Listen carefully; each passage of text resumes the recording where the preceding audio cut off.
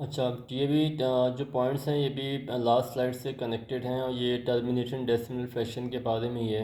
इसकी जो है वो पॉइंट लिखा हुआ है कि all of these stop after a certain number of decimal places. हम इनको स्टॉप कर सकते हैं certain number of decimal places के बाद, मतलब एक कुछ डेसिमल प्लेसेस के बाद ये एंड हो जाता है इनका। So they are terminating decimal. Mathematical condition क्या है इसकी? अ फ्रैक्शन है, a fraction p upon q in lowest terms where p q are integers will be a terminating decimal if and only if the denominator q has no prime factors other than 2 or 5। q is equal to 2 की power m है, multiplication dot है 5, 5 की power n है।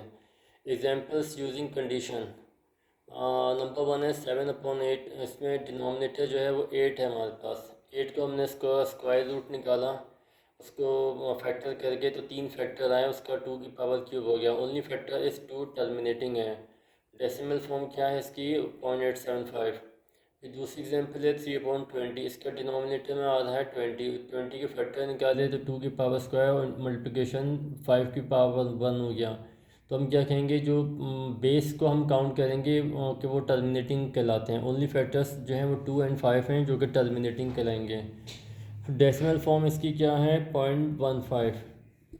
फिर third example इसकी आती है 1/6 की, हमने यहाँ पे दिखाई है। 1/6 में डिनोमिनेटर जो है वो 6 है, फैक्टर हमने निकाले 6 के तो 2 और 3 आए। तो फैक्टर 3 जो प्रेजेंट है और ये कहलाएगा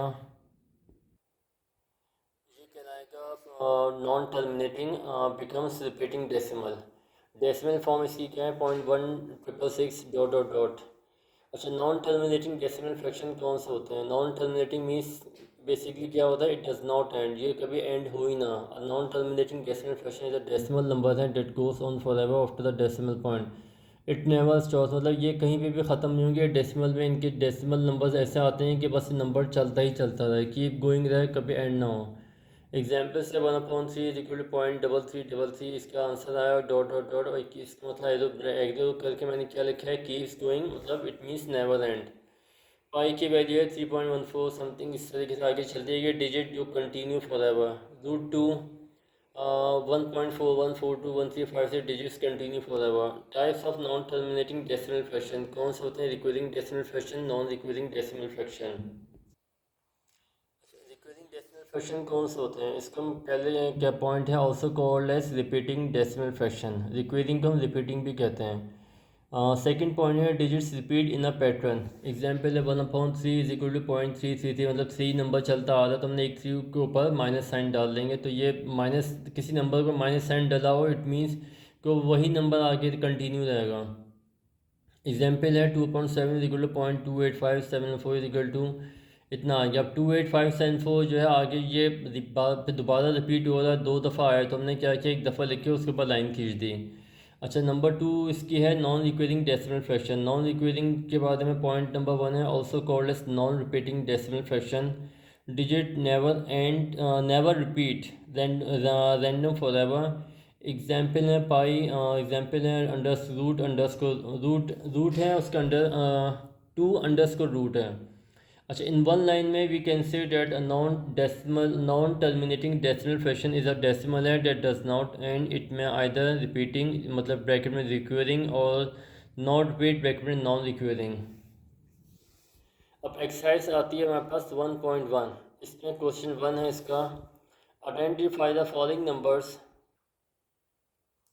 as rational and irrational numbers and also write each one in separate column। पहला पार्ट है इसका 1/5। 1/5 को हमने कैलकुलेट किया तो आंसर है 0.2, तो हमने लिखा है रैशनल नंबर है।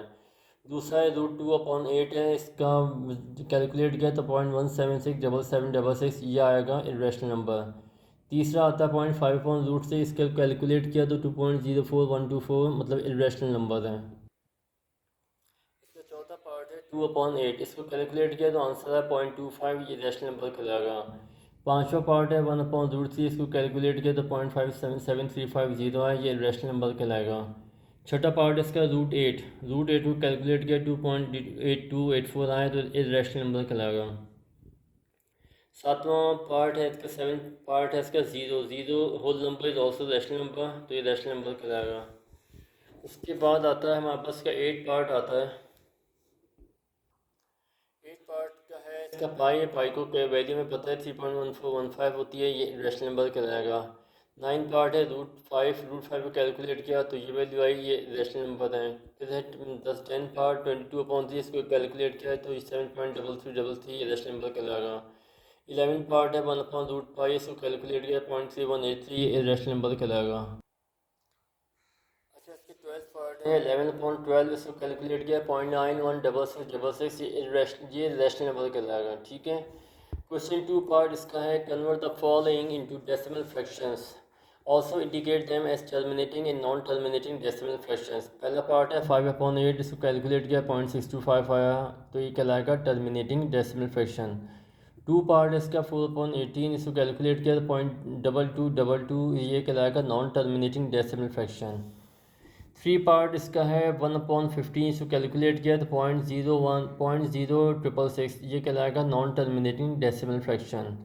4th पार्ट है 49/8, इसको कैलकुलेट किया तो 6.125, ये कहलाएगा terminating decimal fraction. 5th part है 207/15, इसको कैलकुलेट किया तो 13.8, ये कहलाएगा टर्मिनेटिंग डेसिमल फ्रैक्शन।